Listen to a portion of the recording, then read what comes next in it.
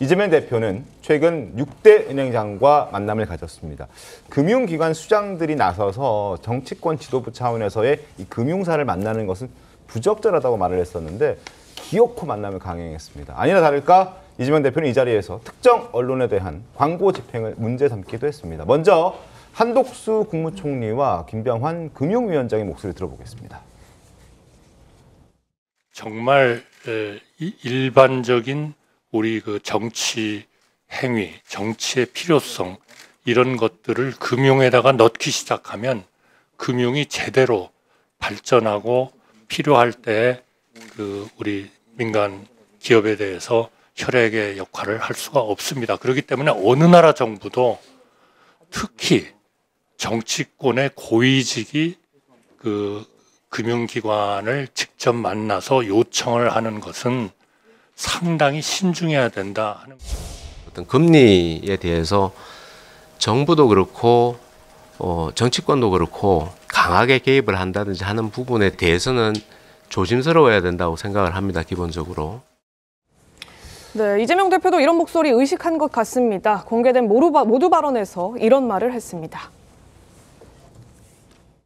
일부에서 얘기하는 것처럼 여러분들한테 뭘 강요해가지고 뭘 얻어보거나 아니면 뭔가를 갖다 강제하기 위한 건 전혀 아닙니다. 우리 금융기관들이 필요로 하는 것들이 어떤 것인지, 우리 정치권이 어떤 도움을 줄 수 있는지 그런 얘기를 좀 들어보려고 하는 자리니까 부담 갖지 마시고. 부담 갖지 말라고 했습니다만 부담을 줬습니다. 특히나 특정 은행을 향해서는 특정 언론에 광고를 집행한 걸 문제 삼았더라고요. 뭐 듣기에 따라서는 집행하는 건 부적절하다라는 메시지로 충분히 보일 수도 있지 않습니까? 압박으로 느낄 수도 있고요. 일단 이재명 대표는 최근에 이제 조기 대선이 열린다는 걸 기정사실화 하고 네. 중도층 확장 전략을 편다는 이제 분석들이 나오고 있죠.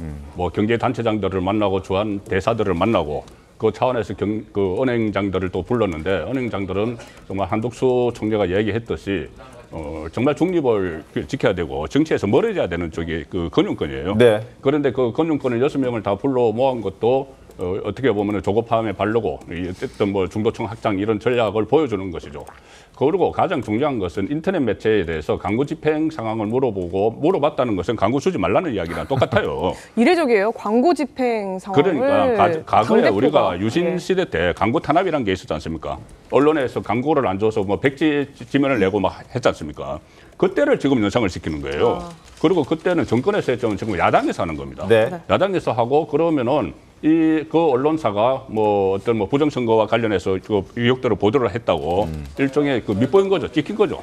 그러면은 이 언론사가 그런 식으로 해서 광고를 그 좀 빼라고 이야기를 했다면은 그 언론사 경영에 치명적인 타격을 줄 수 있는 거거든요. 네, 그렇죠. 그렇다면은 그 언론사뿐이 아니고 다른 언론사도 이게 확대가 될 수가 있어요. 네, 물론입니다. 그리고 그게 실행은 안 되더라도 그리고 실제로 뭐 그 금융노조에서 그 광고 주면 안 된다는 식으로 또 메시지가 나왔어요. 메시지가 네. 나왔어요. 실제 영향이 먹히잖아요.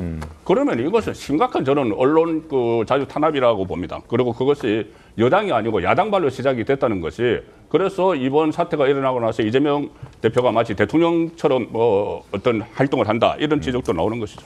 김성희 의원님. 아니 예. 제가 경제 분야 상임위를 가장 오래 한 사람 중에 하나입니다. 네.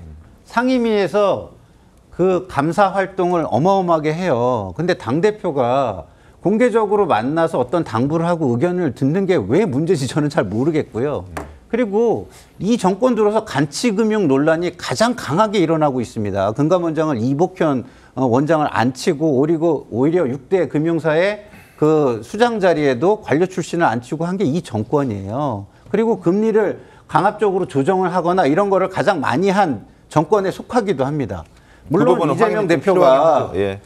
은행장들을 만나서 과도한 표현이나 과도한 요구를 했다면 그거는 지적을 해야 되지만 6대 은행장을 만나서 뭐 어떤 걸 논의하고 국민을 위해서 같이 해보자고 하는 게 저는 왜 문제가 되는지는 전혀 모르겠어요. 저는 이 분야를 진짜 제가 뭐 상임위 활동을 제가 가장 많이 한 알고 사람 중에 있습니다. 하나거든요. 기재부 활동 많이 하셨던 거. 근데 네.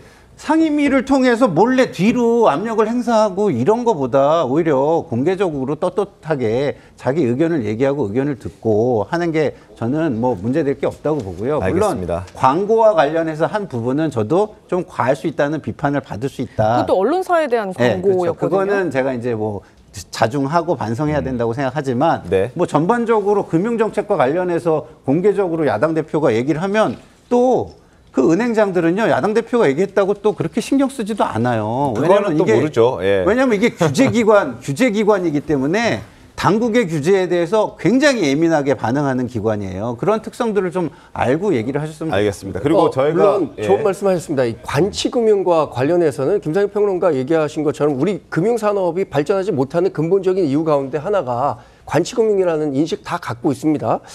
근데 윤석열 정부가 일부 관치금융을 했다고 말씀하시는데 그렇다고 해서 민주당이 그러면 다시 정권 잡아서 새로운 관치를 하겠다? 아니면 이재명 대표가 지금 선의로 6대 은행장들을 만났다고 하지만 여기서 본인이 강요를 하거나 새로 뭐 얻으려고 했다고 오진 않았다고 얘기하지만 실제로 거기에 참석한 은행장들이 갖는 심리적 압박감이라는 건 분명히 있을 겁니다.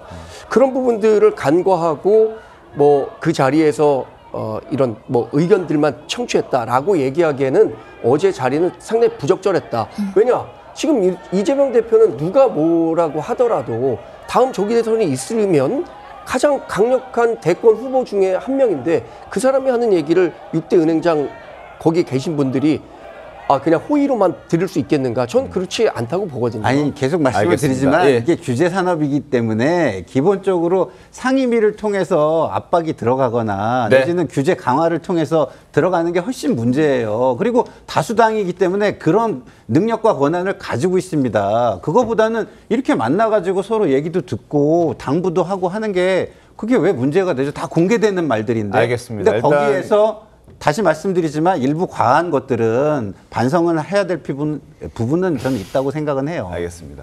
같은 행동을 보고도 이렇게 서로 의견이 다를 수 있다는 점 확인할 수 있었고, 그리고 저희도 지적했던 부분은 이재명 대표가 만났다는 그 자체보다 이재명 대표가 만나서 비공개 면담 자리에서 광고와 관련해서 지적을 했다는 부분을 지적을 해드린 겁니다. 계속해서 상황을 이재명 대표 행보를 저희가 좀 지켜보도록 하겠습니다.